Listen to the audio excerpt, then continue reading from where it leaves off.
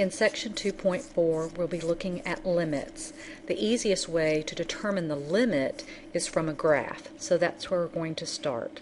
Then we will look at how to find the limit from a table of values, and then what we're working up to is just finding the limit from a given function. So first of all, let's look at some graphs. These are the odd problems out of your book on page 111, I believe. And so the easiest thing I want you to think about is, want to ask yourself, what is the value of y getting close to as x is getting close to a given value? Not equal, although sometimes that is the same, but what it's getting close to. So number one, we're asked, what is the limit as x approaches negative 2 of f of x?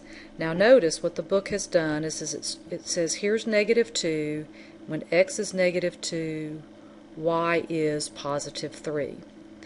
Alright, that's what it equals to. But what about really close to negative 2? If I get right up next to it, what is the value of y really getting close to? And you can hopefully see that that is 3. Now, f of negative 2, when x equals to negative 2, it was also 3. So sometimes those are equal. And the reason why is on this graph there were no holes or jumps or asymptotes. It's a nice smooth line.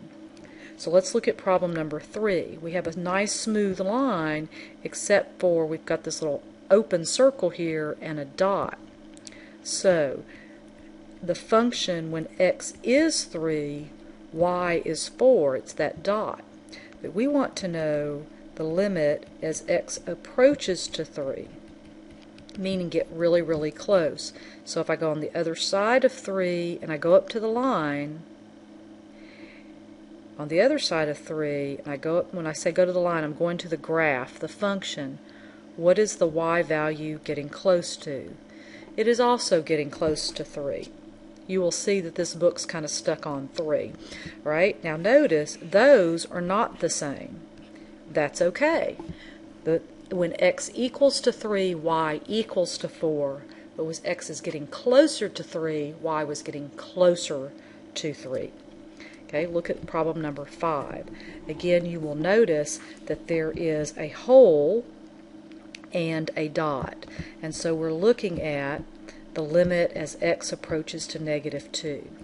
Now when x equals to negative 2, y is equal to positive 2. That's that dot right there. But on either side, really close to negative 2, I go up to the graph. It's a little bit less than 3. That looks a little bit greater than 3. Again, the limit as x approaches negative 2 of my function is positive 3.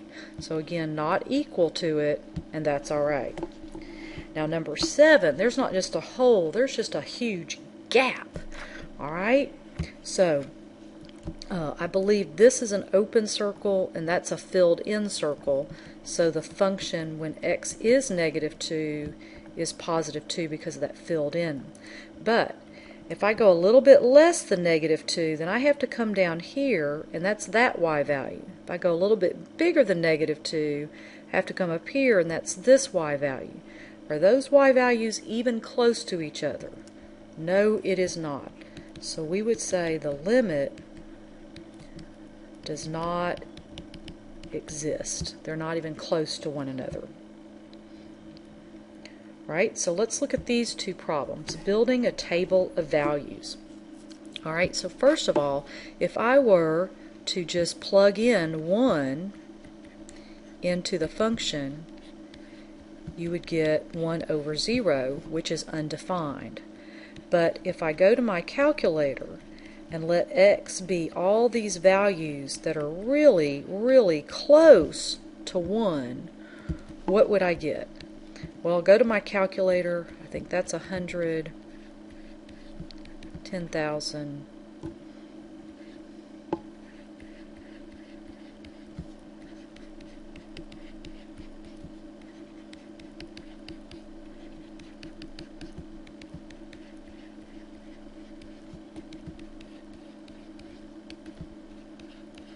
Okay, notice that even though x was all very, very close to 1, are these y values close to each other? Not at all. So we would say the limit does not exist. DNE does not exist.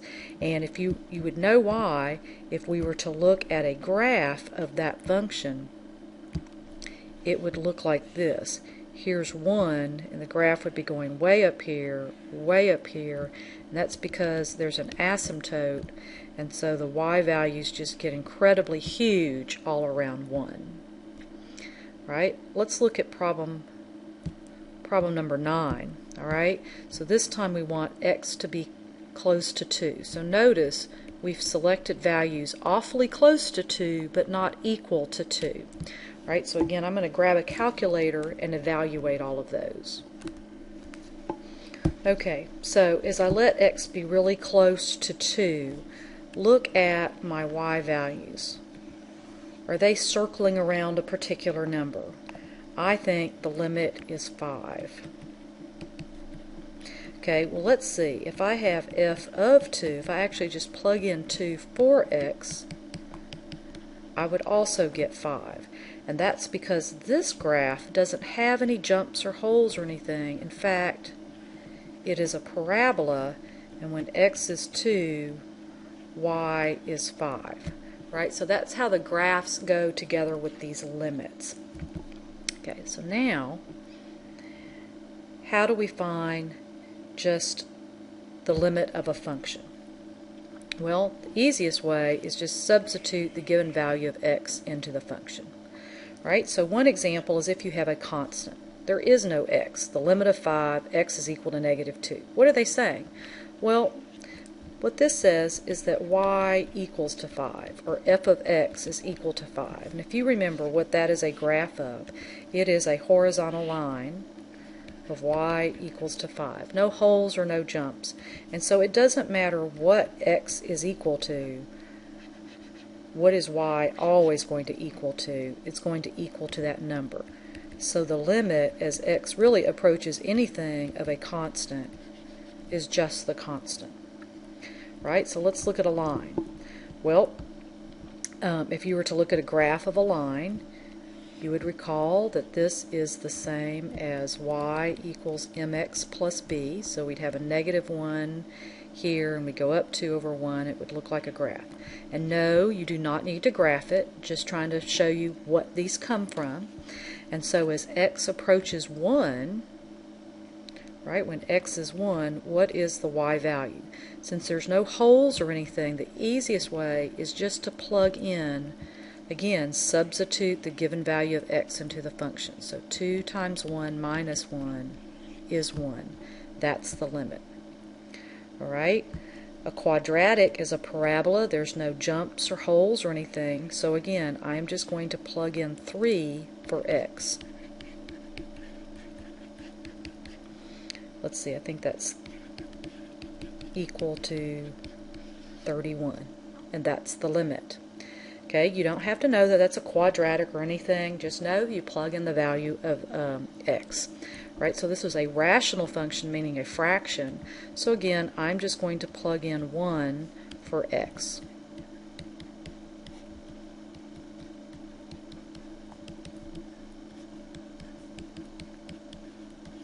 And I get an answer of 1/2. Okay, so that's nice and simple. Well, what happens when it's not so simple? It's called these indeterminate forms. When you plug in your number and you get 0 over 0.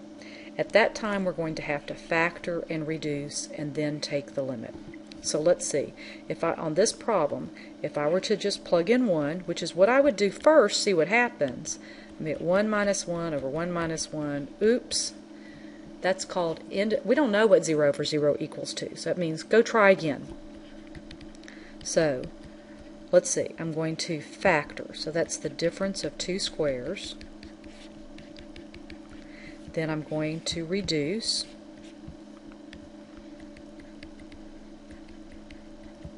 And then I'm going to take the limit by plugging in my value for x, and I get 2. Right? If you have a graphing calculator, you can get one off the web. Again, not necessary. You might want to graph that and zoom in really close at 1, and you're going to see a little tiny hole right there. And that's why you get that 0 over 0. Okay, let's look at the second problem. Okay, so again, if I plug in -2 everywhere for x, let's see, I would get 6 over... I would get 0 over 0, which I can't do. Go back, try again. So I'm going to factor these trinomials.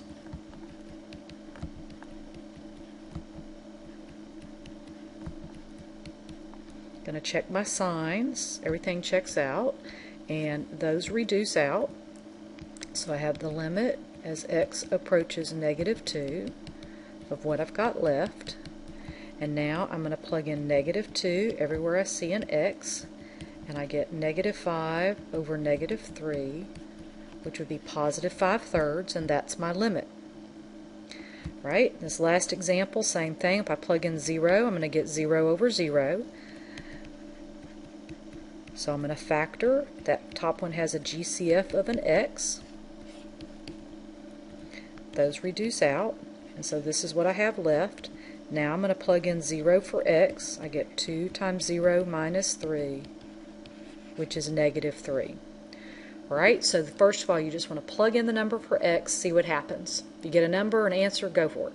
If you get 0 over 0, think about, could I factor and reduce? Alright, the next thing we're going to look at are limits of infinity. Alright, so again, we're going to look at a graph. Alright, so this asks us to find the limit as x approaches positive infinity. What is that equal to? The limit as x approaches negative infinity. What is that equal to? Okay, well, where is positive infinity? It means as x gets way out here, what does y get close to? Well, you notice this graph is a parabola. It's just going to keep going up and up and up, and we would call that positive infinity. Okay, so negative infinity, that's this way, right? That's where x is going that way. What is y getting closer to? And again, this is going up and up and up, so we would have positive infinity. Now that's okay, or just like before, we could also say the limits does not exist because it's not approaching any finite number. Alright, let's look at number 65. Same thing. The limit as x approaches positive infinity. Right, so as x is going way out here, what is y doing? Well, this graph is getting smaller and smaller and smaller. In fact, it's getting so small, we would say the limit is 0. In fact, if you plug in some numbers, 1 over x squared, let x be 10, 100, 1,000, you're going to see that that fraction is getting smaller and smaller. Alright, well, what about as x approaches negative infinity? Okay, so that's on this side. As x is getting further and further out, what is this graph doing? Well, this graph is getting smaller and smaller and smaller, also approaching 0. And again, if you let x be -10, -1,000, -1,000,000, you're going to see that fraction getting smaller and smaller and smaller. Right? And that's going to become really key in some more examples later on. Okay, now let's look at this graph I've made up. Okay, so we want the limit as x approaches positive infinity and negative infinity. Okay, so x is this way. What is y getting closer to? Well, you can kind of see that this graph is flattening out. Okay, it's getting closer and closer to the value of 2. But on the other side, when we're going this way, is y getting closer and closer to a number? No, it's going up and up and up, so we could say positive infinity, or again, we could say does not exist. Both of those answers would be acceptable. Now, that's different, okay, than, go way up here to number 7, You could not say positive or negative infinity here. The limit does not exist because these two values just didn't meet. Alright, so you want to look at those graphs, positive infinity, negative infinity. You could also do it using a table of values. But right now I just want to say what happens when you just have a function. Okay, and this is to evaluate the limit at infinity or negative infinity of a rational function, which is a fraction. And we want to divide the numerator and the denominator by the highest power of x in the denominator. Right? And we're going to use this idea that when you have 1 over x or 1 over x to a power, as x gets really large, that fraction gets really small. So just think about 1 over 2 is 0.5. 1 over 10 is 0.1. But when you start getting bigger numbers in the denominator, the fraction just keeps getting smaller.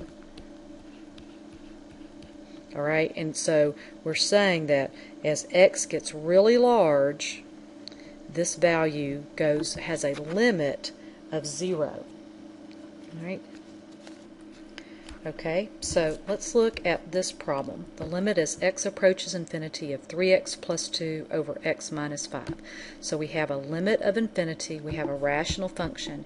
You can't just plug in infinity. So what we're going to do is we're going to divide the numerator and the denominator by the highest power of x in the denominator. So that's the highest power is just x. So let's see. This is going to look really weird, but it's very easy. So dividing every term by x, then we're reducing. Eventually you'll really be able to do this in your head, but for right now we need to show our steps, okay, so we know what we're doing. Okay, now notice that now I've got just these fractions left. So we want the limit, so we're going to use this idea. So as x gets really large in the denominator, this value gets closer and closer to 0. So does that fraction. The limit is 0. It gets so close it's negligible. So what we have left is 3 over 1, which is just 3. Okay. Right, now we have the limit as x approaches negative infinity. Again, we can't plug in numbers, so we look at the highest value of x in the denominator, and we're going to divide everything by that.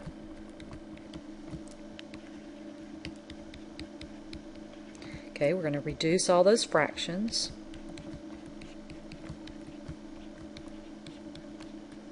And now we're going to take the limit. And again, as the limit even gets a negative number, all of these fractions, right, so you have a very large negative number on the bottom. Again, those are all going to have a limit of 0. And so what we have left is 4/3. And that would be the limit of this function as x approaches negative infinity. Right, let's look at 2 more problems. Right, so the process, highest power of x in the denominator, highest power of x in the denominator.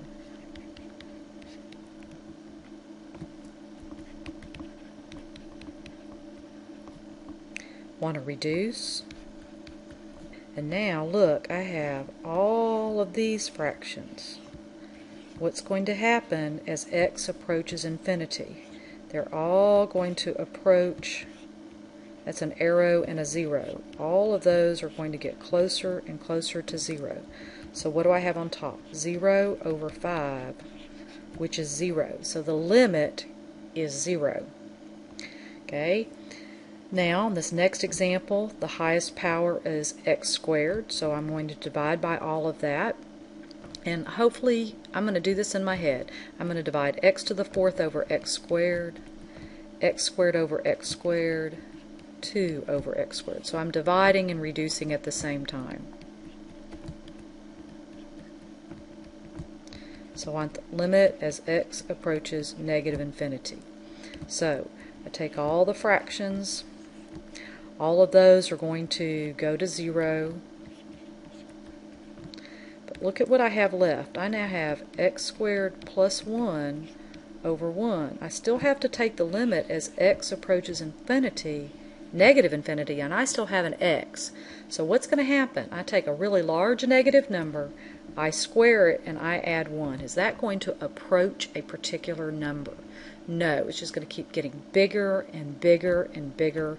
And so we would say the limit does not exist.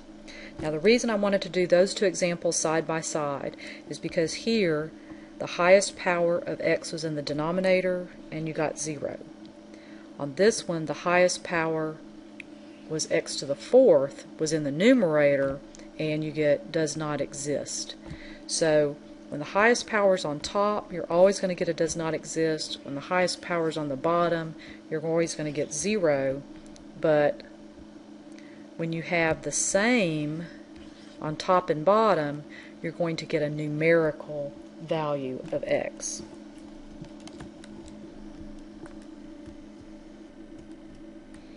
So keep in mind that this last process was just for infinity. If you're plugging in numbers, just plug in the numbers, see what you get. If you get 0 over 0, you need to factor and reduce and then find the limit.